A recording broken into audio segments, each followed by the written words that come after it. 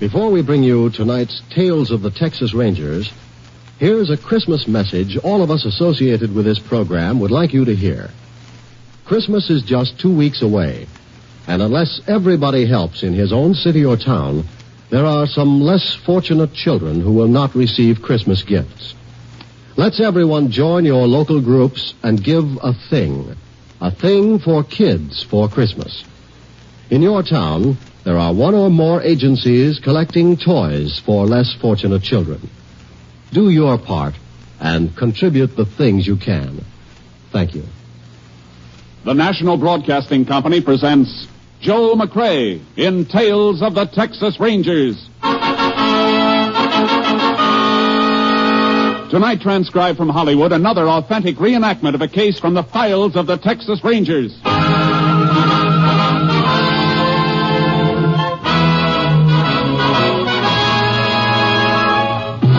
Tales of the Texas Rangers, starring Joel McCrea as Ranger Jace Pearson. Texas, more than 260,000 square miles, and 50 men who make up the most famous and oldest law enforcement body in North America.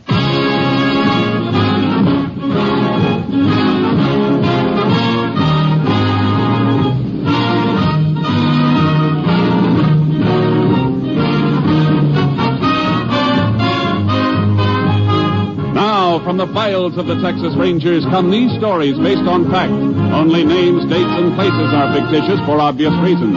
The events themselves are a matter of record.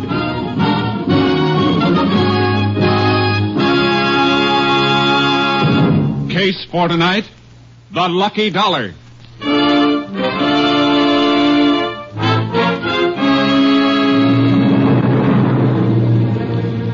It is 7:30 of a simmering hot night, August 14th, 1945.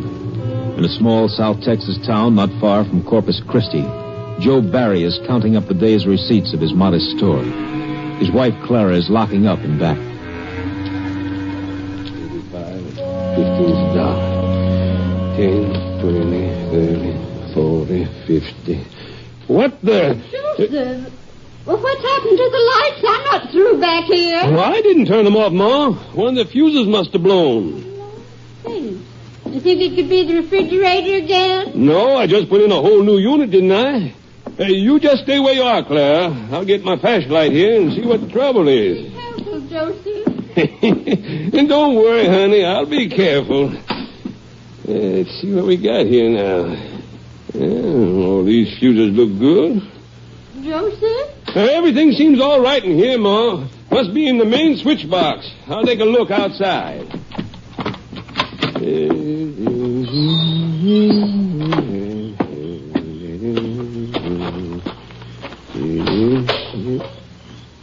Well, I'll be done. Main switch is pulled. Now, who in thunder... Hold everything, Pop. Huh? Keep your back to me and give me a flashlight. What? Who are you? Never mind. Now, hold up. Nobody's going to hold up Joe Barry. Wait. I'll tell you, old fool. Old fool. Didn't you find the trouble, Joseph? Joseph? Joseph, what on earth you doing trying to count up here with so little... No, Joseph. What are you doing? Keep away, old woman. Joseph! Get away from that cash register. Shut up! Crazy old bat.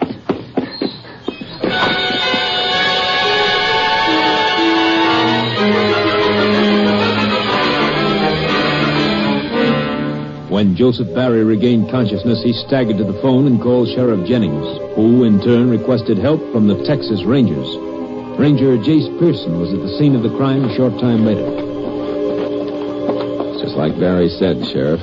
The thief pulled his master switch outside the store to draw out the storekeeper. And he must have thought Joe was alone in the store. Sure he did. Too bad he wasn't. Mrs. Barry'd be alive now. Well, let's go inside again, Sheriff. I'd like to ask Barry a few more questions. You know, Jace, this is mighty like another holdup we had in this area just a week ago. Yeah? Liquor store. No gunplay, but otherwise just the same. Main switch pulled. Owner went out to check the fuses. Was slugged. Nobody saw the thief? Nobody, but it could be the same guy. Could be. Mr. Barry. Yes, stranger? Find anything more? Maybe. I know this is hard on you, but I'd like to ask a few more questions. Go right ahead, Ranger. Ask all you want. I'll do anything to catch the devil that murdered my wife. I know. You're sure you didn't get a good look at the burglar? Something you could remember as identification? No, sir. He came up on me out of nowhere. No sound, nothing, until he spoke. Then we fought. But that voice... I'd remember that whispering voice anywhere. He spoke. You didn't mention that before, Joe. Didn't I? It's kind of hard to think right now, Sheriff. With poor Clara. What'd the burglar say, Mr. Barry? Oh, not much, Ranger. But I'd know that voice. I'd know it all right. Well, go on. Try to remember it, word for word. He said, hold everything, Pop. Keep your back to me and hand over your flashlight. And then when I fought him, let go, you old fool. That's all. He hit me, and the next thing I knew, I saw Clara. It's all right, Mr. Barry. I won't ask you to talk much more now, but would you mind coming over to the cash register for a minute? Sure. I'll come with you. There was so little in the till, Ranger. Only $45 it was. $45 for my Clara. Look here, Mr. Barry. Hmm? Can you tell me about this piece of adhesive stuck on the front of the register?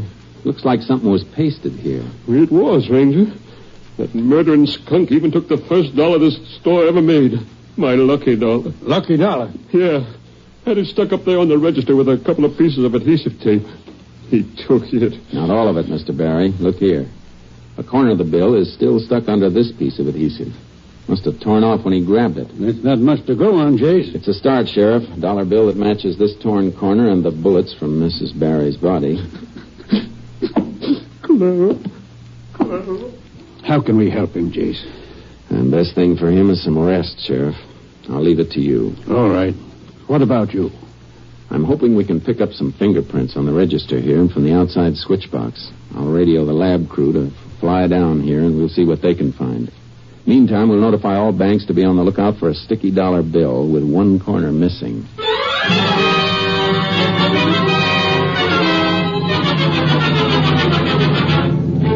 lab crew came in from Austin and gathered all evidence. By the next day, I had a report from Captain Stinson. On that Berry robbery and homicide, Jace. Yeah, Captain. Any make on the bullets or prints? Nothing on the bullets. All we know is that they're from a .32. But on the prints, that's another thing. The lab dug up something interesting. What's that? No direct prints, Jace. But the thief wore cotton gloves. There's an imperfection in the weave of the left thumb. There's not a lot to go on, Captain. I know it, Jace. You got any more leads? Not exactly, but we don't think it was done by somebody just passing through. No, why not? Because Sheriff Jennings had a similar robbery in this area last week with the same M.O. Pulled the switch and worked in the dark. A lot of people down there with the cotton season in full swing out there. Swarms of them. Reckon it could be a cotton worker? It's hard to say. Well, if it is, you've got a big territory to cover, Jace. Well, I got an old dollar bill working for me, too, Captain. Yes. And by the way, Jace, all the banks in your territory will have blow-ups of the torn corner of that bill by morning. Good. I guess all we can do now, Captain, is sweat it out and wait for that dollar bill to pay off.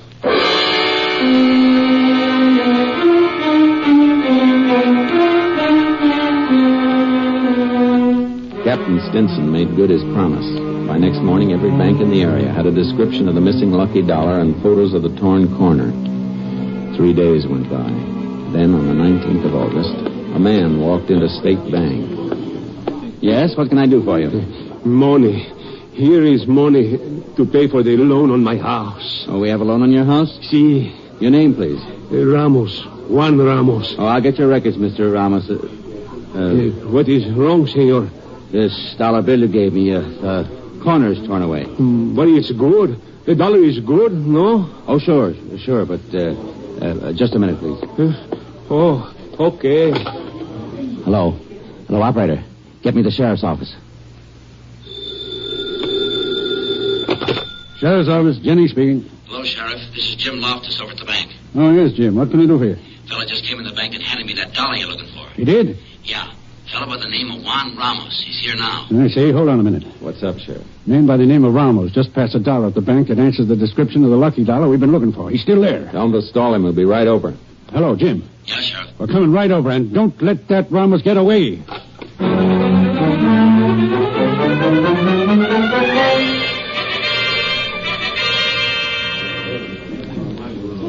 This is the missing lucky dollar, all right, Sheriff. See how it matches? But I swear to you, Ranger, I do nothing wrong. I come to the bank to make payment for my house. Where'd you get this dollar, Ramos? Well, I earn it, Ranger. Quien sabe where it come from? One day I work one place, one day another place. Who knows where I get paid the dollar? That was your last job. Wait, I worked 4 or 5 days for Mr. Larson, Sheriff.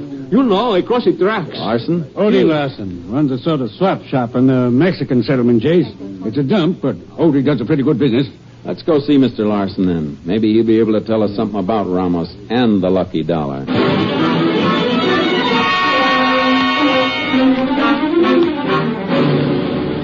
Tell him, Mr. Larson. Sure, Ramos works for me, Ranger, but only for a few days. Mr. Larson, look carefully at this dollar. What about it? Ever see it before? How do I know, Ranger? A dollar's a dollar, ain't it? Not always. Feel this one, for instance. Kind of sticky. And the edge is torn. Try to remember, Odie. It's very important. To you. To me? An old lady was shot down, killed, by someone who stole this particular dollar. An old lady? That dollar come from someone who... No. I didn't do it, Ranger. I earned the dollar here from Mr. Larson. Take it easy, Ramos. Say, maybe I do remember this dollar, Ranger. You do? And it seems to me a little Mexican girl give it to me. Sure, I remember because it stuck to the other money she gave me. Know where we can find her? I think she works at one of the cotton farms near here, Sheriff. I don't know for sure, but she gave me this dollar and 2 more to pay down on a red silk dress. Yeah, I'll show you. It's in the back room. Never mind that, Mr. Larson. Just when did she pay you on the dress? Just last evening, Ranger. Yeah, I keep open at night for the workers, the cotton pickers. I paid off Ramos when we closed up. Must have given him that sticky buck along with the rest of his pay. I told you, Mr. Larson give me that dollar. The girl say when she'd be back for a dress? Today. You never seen the girl before, Mr. Larson? You don't know her name or where she lives? No. Didn't you give her some kind of receipt for her deposit? Oh, sure, but just for the $3. When she brings in the receipt and the rest of the money, she gets the dress. Don't need a name and address for that. What do you think, Chase? I think we'll wait for the lady, Sheriff. Meantime, Ramos. See you, Ranger. Stick around town. I may want to talk to you again. See you, Ranger. Gracias. Now, Mr. Larson, you mind if we wait for the girl in the back room? Of course not, Ranger. Just come this way. It ain't much to look at. All this junk piled in here, but make yourselves comfortable as you can. Don't worry about us, Mr. Larson. Just go on about your business as if we weren't here. When the girl comes in, let us know. You can depend on that, Ranger. I will. Jace, do you reckon Odie's telling us the truth? I don't know, Sheriff. We ought to find out pretty soon. I got a hunch that lucky dollar's going to hit the jackpot.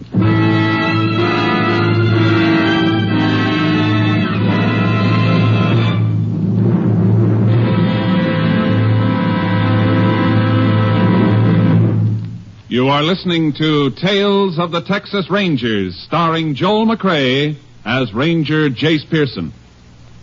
We continue now with tonight's case, The Lucky Dollar, an authentic story from the files of the Texas Rangers. We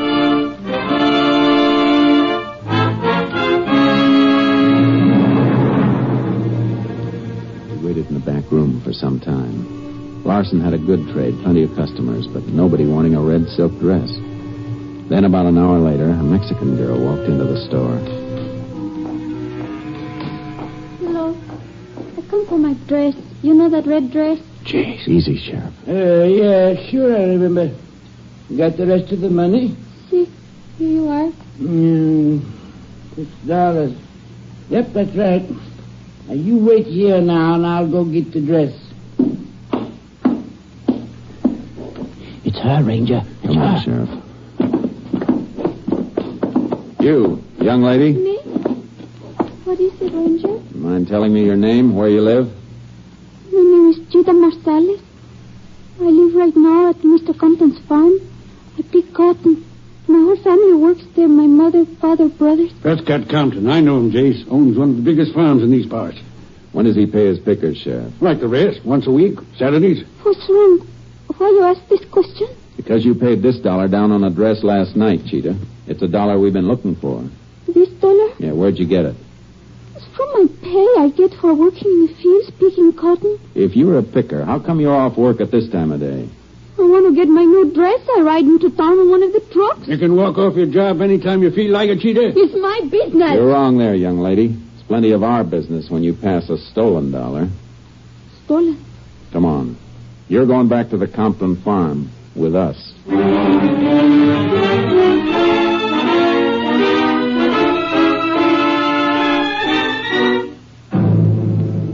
Sheriff Jennings and I drove Cheetah Marsalis back to the Compton farm.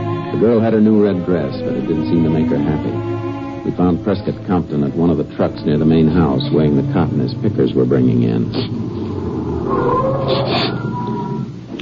Now that's Compton right over there. 2.5 pounds, Pedro. Okay, I'll bet that's your count. Dump off. Miss Compton. Well, howdy, Sheriff. This is Ranger Pearson. We'd like to talk to you. Good. Does this girl work for you, Mr. Compton? Cheetah? Well, sure she does, Ranger. The whole Marsalis family works for me. They're fine people. Hey, what are you doing away from the fields, Cheetah? You haven't gotten yourself in any trouble, have you? I've done nothing, Mr. Compton. She passed this dollar bill that was stolen in a robbery and killing 4 days ago, Mr. Compton. Cheetah can't seem to remember where she got it unless it was from you. Not from me, she didn't. That robbery was 4 days ago. I pay off on Saturdays, Ranger. Where a whole family is hired, like the Marsalis, I pay the head of the family. In this case, the father. Let's see that dollar, Ranger. Here you are. No, sir. I didn't get this from me. I'd swear it. I've been paying my pickers off with new bills. New bills? Mm-hmm. Well, Cheetah? I didn't do anything wrong, Ranger. I don't know where that dollar came from. Oh, we'll soon settle this, Ranger. Cheetah's brother is working right close here. Carlos. Carlos! Oh, no. Carlos! Please. No. Come over here a minute, boy. Si, senor, si. Un momentito, amigo. Si, senor. What do you want? Cheetah, where you been? Papa look everywhere for you. Ranger here wants to ask some questions, Carlos, about some money your sister has. There's been a little trouble. Trouble? Trouble with Cheetah? What you done? Did your father give her any spending money, Carlos? Hey, Papa give us all a little. See, Ranger, see. 50, maybe 75 cents. And he never give Cheetah as much as $8 or $9 at a time, huh? Oh, no, senor, never. Cheetah never had that much. Any idea where she might have gotten it? I can guess.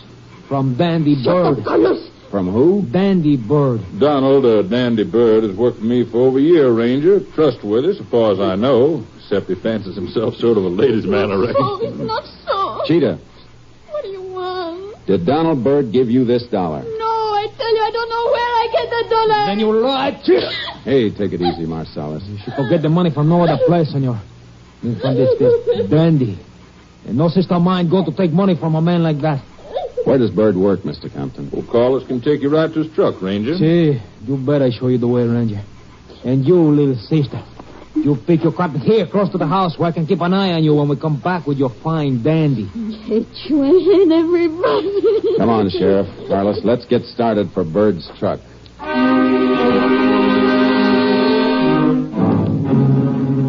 Carlos Marsalis directed us along the road through the cotton fields to where Donald Bird had been working.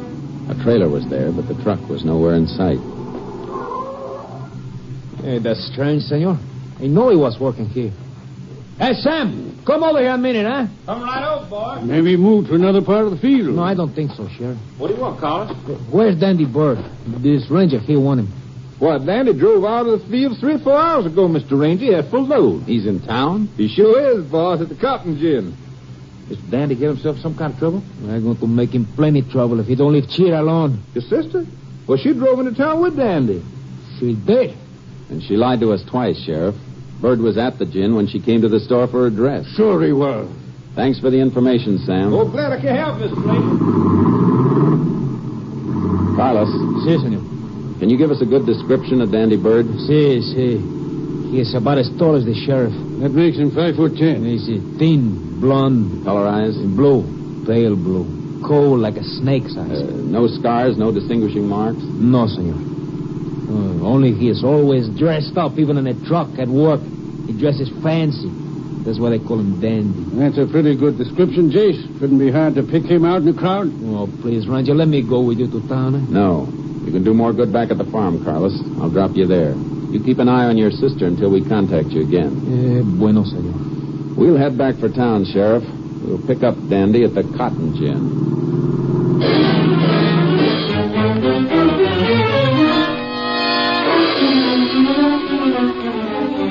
a big lineup of trucks at the Cottage Inn, but we didn't see any driver that answered Dandy's description.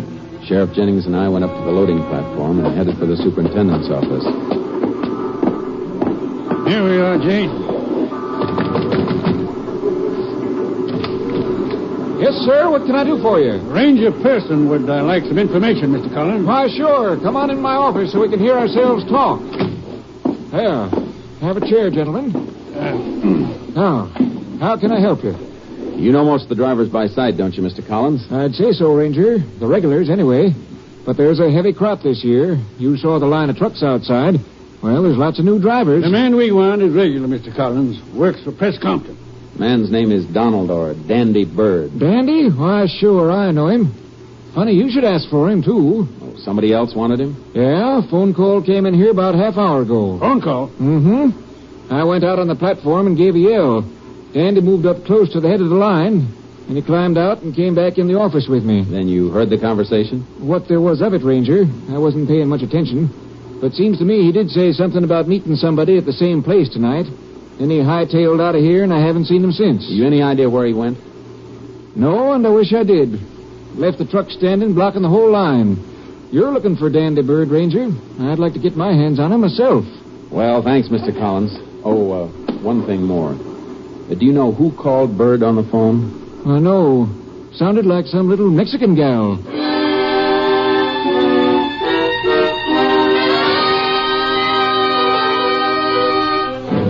I left Sheriff Jennings scouring the town for Bird while I went back to the Compton farm to have a talk with Cheetah. We didn't have much time. It was getting dark.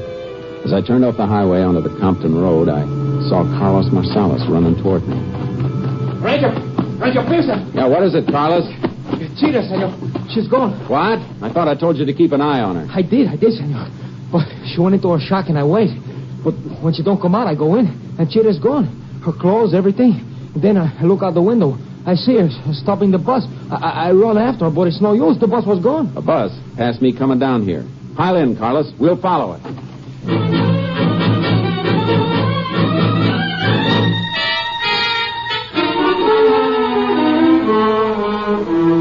Carlos Marsalis and I followed that bus for 18 miles. Then we saw Cheetah get off in a town that wasn't more than a whistle stop.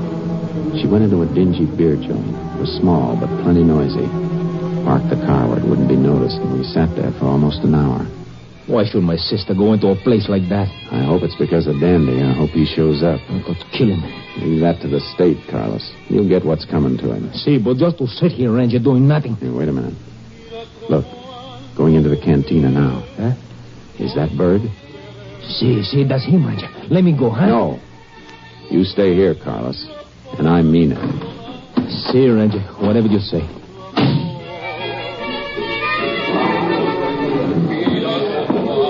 Can I buy a beer, baby? Dandy. Oh, Dandy, darling. I was so afraid you wouldn't come. I told you I went on the phone, didn't I? You see, you did. But I was so frightened. First that ranger. Then I had a big fight with my family. Carlos even hit me. Poor kid. I leave them, Dandy. I leave my family because I love you. Yeah, sure nobody followed you here, kid. No one even saw me leave the farm. Good. I can do without them rangers snooping on my tail. Waiter, 2 beers. Si, senor.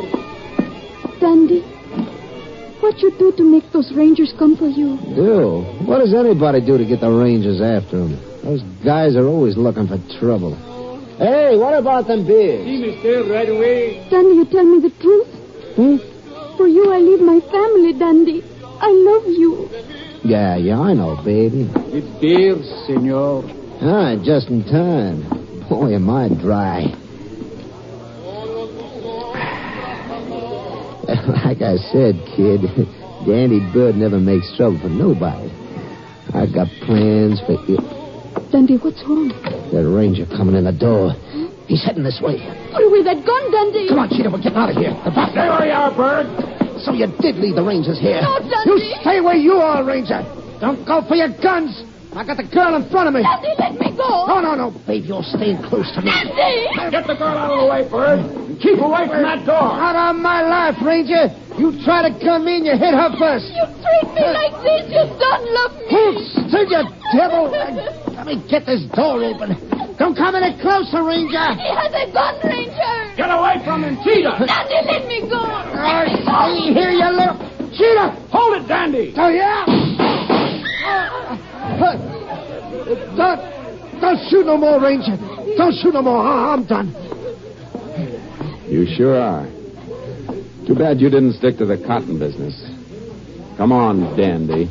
On your feet.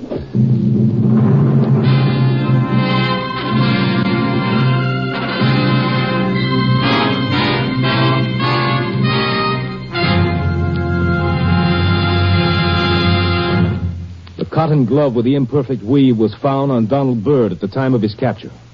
Confronted with this and the undeniable evidence establishing his gun as the murder weapon, Donald Dandy Byrd made a full confession.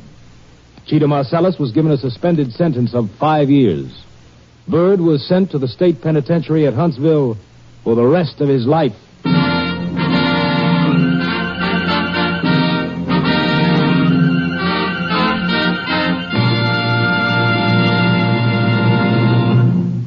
And now, here again is the star of our show, Joel McCrea, with another interesting anecdote about the Texas Rangers. In the early oil boom days of Texas, the Rangers were faced with a problem of rounding up lawbreakers and holding them in custody until they could get them to the nearest jail, which might be 50 miles away. Captain M.T. Lone Wolf Gonzalez, now commander of Company B, Texas Rangers, used a novel fresh-air jail that became known as the Ranger Trotline. It was simply a long chain strung up between two posts with 50 or 60 trace chains attached. When an arrest was made, he padlocked the free end of the trace chain to his prisoner and left him there to face the jibes and laughter of the local citizens. Though it's no longer used today, the Ranger Trotline started quite a few would-be bad men on the straight and narrow path.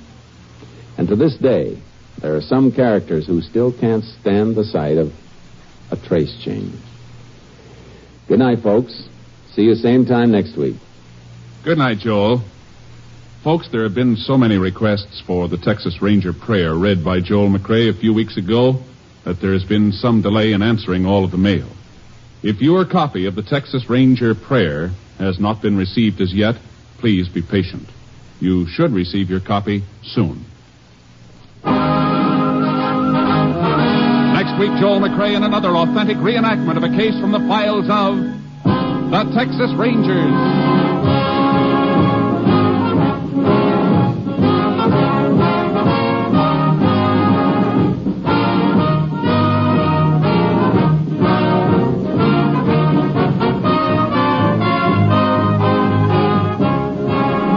Joel McCrea is currently seen starring in the Universal International Technicolor production Saddle Tramp.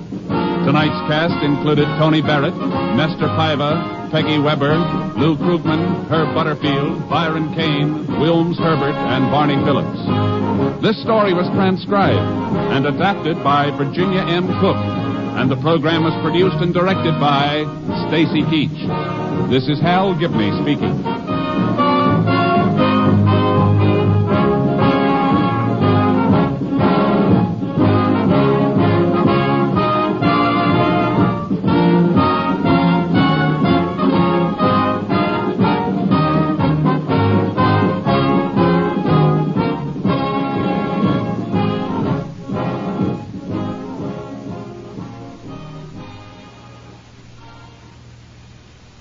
Three chimes mean good times on NBC. It's yo-ho for the open sea tomorrow as the Railroad Hour presents Gilbert and Sullivan's comic opera, The Pirates of Penzance, starring Gordon MacRae, Lucille Norman, and Clark Dennis. Gordon MacRae will star in the comedy character role of the Major General. This will be the third of Gilbert and Sullivan's musical whimsies offered on the Railroad Hour. For music in a more serious manner tomorrow, the NBC Symphony brings you another hour-long concert of some of the world's greatest music, under the baton of the brilliant young conductor, Guido Cantelli. Now the $64 question. Three chimes mean good times on NBC.